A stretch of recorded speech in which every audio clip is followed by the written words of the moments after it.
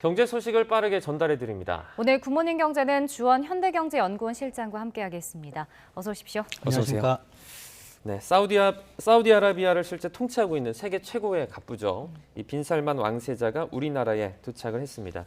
지금 뭐 대통령과 재계 총수들을 만날 것으로 전해지고 있죠. 네, 지금 오늘 서울 모 호텔에서 그다음에 삼성그룹 회장, 그다음에 SK그룹 회장, 현대차그룹 회장, 하나 쪽에 김동관 부회장님을 만날 걸로 돼 있고요. 그리고 네. 대통령실에서도 회담이 있을 걸로 지금 알려져 있는데 사실 정부 차원에서 적극 대응하고 있다는 느낌이 듭니다. 아마 얼마 전에 이제 그 국토교통부 원희룡 장관이 이제 적극적인 수주를 위해서 한 20개 그룹 정도의 대표단을 데리고 사우디를 방문한 적이 있거든요. 이 프로젝트 때문에. 그래서 네. 우리나라가 상당히 좀 적극적으로 뛰어들고 있다. 이런 모습을 좀 보이고 있습니다. 네, 이 사우디가 지금 네옴시티 건설을 추진하고 있는데 이게 서울의 44배, 그러니까 44배 크기엔 초대형 신도시라고 합니다. 근데 여기에 이제 우리 기업들의 참여를 원하고 있는 건데 네. 여기서 지금 어떤 분야가 그럼 거론되는 건가요? 아무래도 우리 이제 전통적으로 중동 지역에서 많이 7, 80년대 중동 붐을 이끌었던 건설사들이겠죠. 지금 아마 삼성물산하고 현대건설은 그 네옴시티 중에 이제 그 프로젝트가 한 3개 정도인데 네. 거주지, 그러니까 더 라인이라는 그런 거주지를 위한 터널 공사에 이미 들어가 있고요. 네. 네옴시티가 이제 산업도시, 바다 위에 짓는 산업도시도 있고 그다음에 사막에다가 스키장을 짓는다고 해요. 어떻게 되는지 모르겠지만 네. 그런 관광단지 이게 3개로 되어 있는데 더 라인이라는 그 거주지는 직선이고요. 폭이 한 몇백 미터 정도 되는데 170km입니다. 네. 그러니까 양벽은 미러라 그래서 거울로 돼 있고 그냥 태양광을 아마 하는 것 같고 170km면은 서울에서 대전을 넘어서 약간 넘는 수준, 그리고 경부 라인으로 보면 서울에서 김천구미까지거든요. 네. 좀 황당하기는 한데 아무튼 이미 프로젝트는 시작이 됐고요. 만약 그렇다면 우리 건설 기업들한테 상당히 큰 도움이 되지 않을까 생각이 됩니다. 지금 이 네옴시티 사업이 공식 사업비만 해도 700조 원이 넘는 것으로 그 정도 수준인 것으로 전해지고 있습니다. 네. 이 정도면 지금 우리나라 1년 예산보다 많죠. 그렇죠. 이제 이게 1년 안에 700조는 아닐 거고 네. 공사 기간 10년, 20년 동안 700조일 건데 우리나라가 내년도 이제 국회 정부가 예산안 제출한 게 639조 원이거든요. 네. 그걸 넘고 그리고 지금 700조에 한 2배 정도 들어갈 거라고 전문가들은 보는 사람들 꽤 있습니다. 네. 워낙 사막에다가 지어야 되기 때문에 그러면은 만약에 이게 정말 생각대로 사우디 생각대로 간다면 상당히 우리한테는 유리하고요. 그리고 우리나라 해외 건설 수주액을 보면 최근에 한 200억 달러? 그러니까 2013년, 14년 그때 고유가였거든요. 그때 한 600억 달러가 넘었었는데 최근에는 한 3분의 1 토막으로 떨어졌죠. 그래서 네.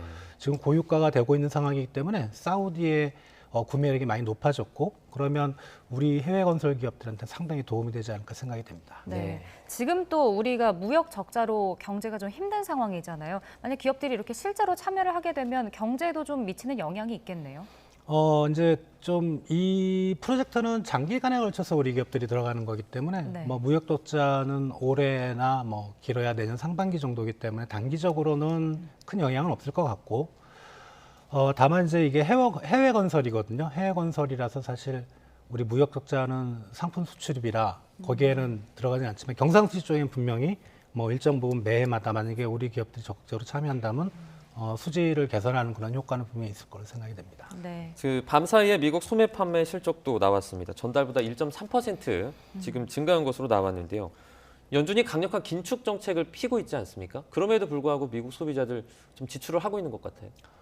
상당히 좀 의외의 결과죠. 전문가들도 전달이죠. 전달 소매 판매 증가율 한 1.0%? 그 정도밖에 생각을 안 했는데 1.3%면 상당히 높은 수준이고 8개월 만에 가장 높은 증가율입니다. 그렇다면 우리가 상식적으로 좀 이해가 안 가죠. 미국이 금리를 그렇게 빠르게 올리는데 소비는 안 죽는다.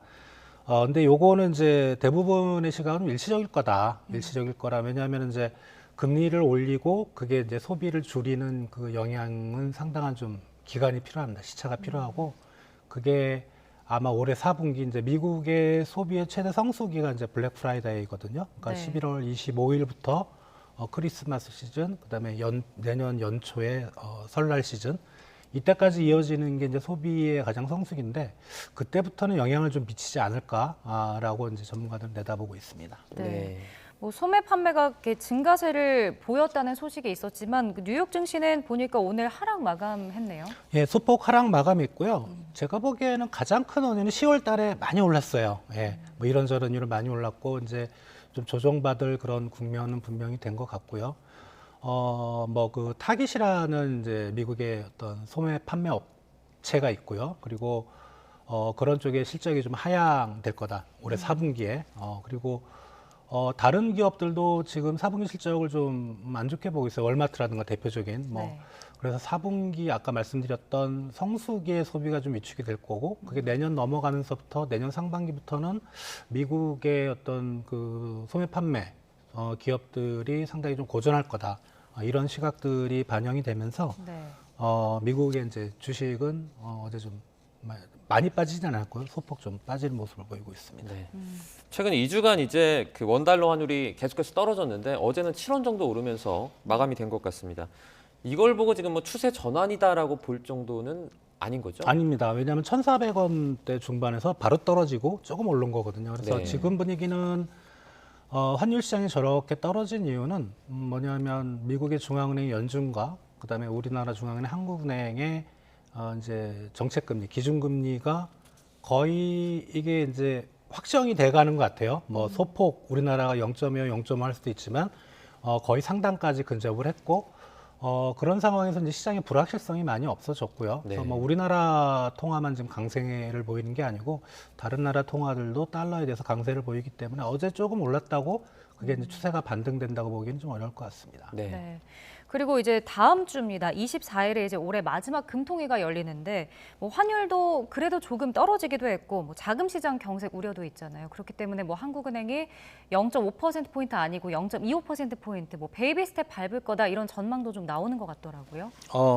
최근에 좀 분위기가 바뀌었어요. 0.5 빅스텝이 가장 이제 확률이 높았었는데 전문가들의 의견을 들어보면 근데 몇 가지 원인. 첫 번째는 이제 환율 부담이 좀 많이 줄었고요. 네. 뭐 그리고 두 번째는 이제 부동산 시장이 경착륙이 돼가고 있는데 정부가 그걸 막기 위해서 이제 규제를 풀었음에도 불구하고 고금리 때문에 좀 막혀 있다는. 그래서 또는 한국은행도 그런 쪽에 좀 신경을 써야 된다는 이유. 그리고 마지막으로 이제 자금시장 경색이죠. 뭐 레고랜드 사태 여파가 지금 뭐 금융시장에 계속 영향을 미치고 있다 보니까 네. 이제 그런 부분을 한국은행 내에서도 좀 우려하는 목소리가 많이 커졌고, 근데 금융통화위원회는 이제 한국은행 내부의 인사들이 뭐 총재나 부총재는 참여하지만 바깥의 인사들이거든요. 그래서 생각이 다를 수는 있는데 네. 지금 분위기는 0.25의 가능성이 훨씬 더 높은 걸로 그렇게 나오고 있습니다. 네.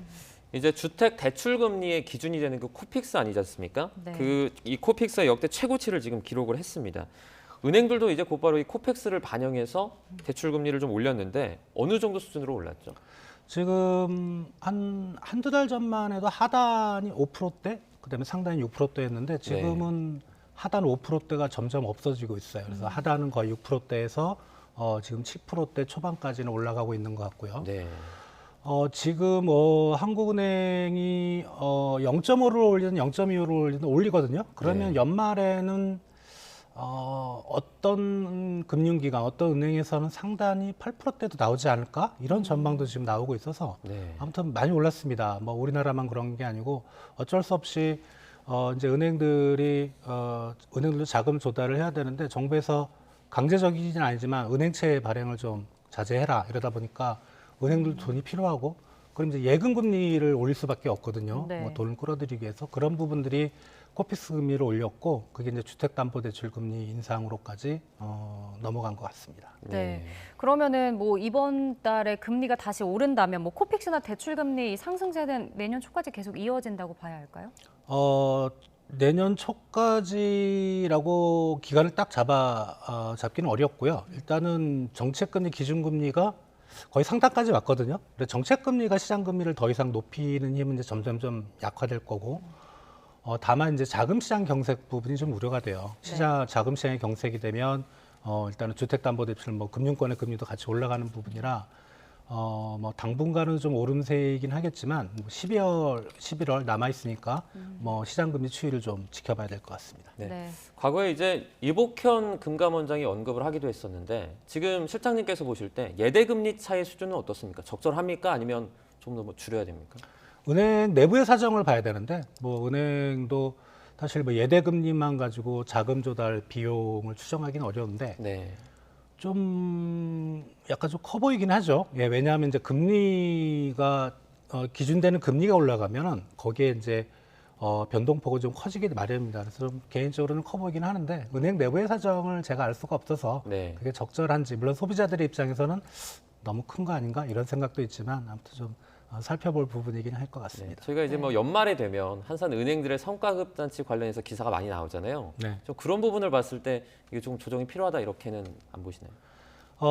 은행들도 조심할 거예요. 왜냐하면 지금 우리나라 경제를 보면 가게들도 어렵고 기업들도 자금 시장 경색으로 상당히 어렵고 네. 뭐 수출 기업들도 이제 수출이 뭐 마이너스가 되고 실적이 와서 주가가 빠지는데 금융권만 성과급 장치를 하기는 어렵죠. 예, 네. 눈치가 보입니다. 그래서 아마 스스로 좀 자제를 할 것 같고, 근데 그런 부분에서는 예대금리 차를 아마 은행 내부적으로 자체적으로 좀 조정을 하지 않을까 그런 생각은 좀 해봅니다. 네. 네. 자, 이렇게 대출 이자 부담이 크게 늘면서 집 사려는 사람은 많이 없어졌는데 보니까 주택 매매 심리 지수도 지금 크게 하락을 했다고요. 일단 국토연구원에서 이제 주택 매매 심리 지수를 발표를 하는데요. 10월 주택 매매 시장 소비자 심리 지수가 83.5포인트죠. 예. 네. 하락을 했고 이게 통계를 집계한 2011년 이후 가장 낮은 수준이라고 합니다. 뭐 당연한 결과겠죠. 뭐 금리도 높고 뭐 시장은 안 좋고 하다 보니까 그럴 것 같고요. 특히 이제 많이 빠지는 데가 세종, 예, 세종이 가장 전국 최저를 기록을 했고 네. 서울도 좀 많이 빠져 있어요. 뭐 네. 전월보다 한 7.8포인트나 좀 빠져 있고요. 이런 부분은 금리 때문이기도 하고 뭐 실제로 부동산 시장이 그동안 좀 많이 올랐으니까 좀 많이 빠지는 국면. 그러면 이제 그 개인들이 주택을 살려고 하는 수요도 많이 줄 거고요. 당분간은 내년까지는 이어지지 않을까 이제 그렇게 생각이 됩니다. 그 주택을 만약에 그러니까 매매하려고 할 때 그 적기가 제가 듣기로는 이제 중론이란 말은 좀 취소하겠습니다. 예. 많은 분들이 내년 가을을 좀 얘기하는 분들이 많은 것 같아요. 실장님 보실 때는 예. 어떠세요? 내년 가을이면 집을 사도 되나요? 전 집을 좀 사야 되는데. 네. 그렇게 하고 싶습니다. 네. 금리가 떨어지는 포인트들을 전문가들이 잡은 것 같아요. 제 생각도 내년 여름을 전후로 시장의 분위기의 어떤 변화 조짐이 분명히 있을 것 같아요. 세계 경제도 그렇고 그게 이제 좀 긍정적인 방향이 될 수도 있고요. 네. 그리고 금리를 떨어뜨리는 게 경기가 침체되는 국면에서도 떨어뜨리지만 보통 금리 정책이 완전히 그 정치와 별개된 독립적인 경제 정책인 것 같지만 경기가 회복되는 국면에서도 금리를 떨어뜨리는 경우가 있습니다. 왜냐하면 네. 회복세를 강하게 하기 위해서.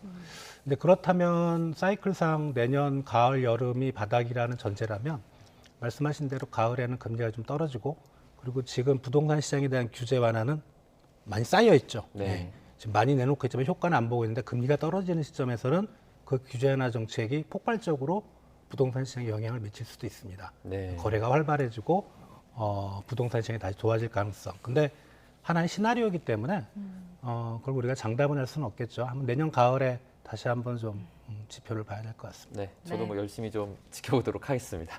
네, 굿모닝 경제 주원 현대경제연구원 실장과 함께 자세히 알아봤습니다. 고맙습니다. 고맙습니다.